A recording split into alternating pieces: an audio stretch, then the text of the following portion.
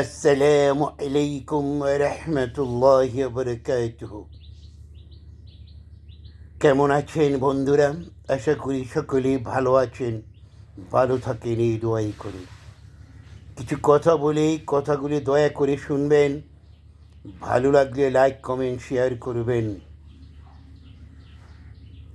আমার নবীজি বলেছেন, হে আমার উম্মতেরা, তোমরা জমাতবদ্ধ হয়ে থাকো। তোমরা ক্ষমতার লোভে, টাকা পয়সার লোভে, অর্থের লোভে, মন্ত্রিত্ব পাওয়ার লোভে জমাত ভেঙে খান খান করো না। যদি করো তাহলে তোমরা আমার দলভুক্ত হইতে পারবে না। আশ্চর্য বিষয়, বাংলাদেশের আলেম সমাজ দুঃখের সাথে জানাচ্ছি, তারা ক্ষমতার লোভে দল ভেঙে খান খান হয়ে গেল। কেন? না হয় আপনার ভাগে একটু কম হয়েছে, আপনার আরেক ভাইয়ের ভাগে একটু বেশি হয়েছে।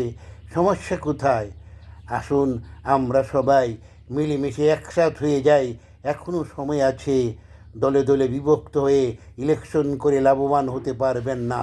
কাজেই আসুন সবাই মিলেমিশে একসাথে নবীর কথা মতন জোটবদ্ধ হয়ে কুফুরির বিরুদ্ধে রুখে দাঁড়াই, দিন ইসলামের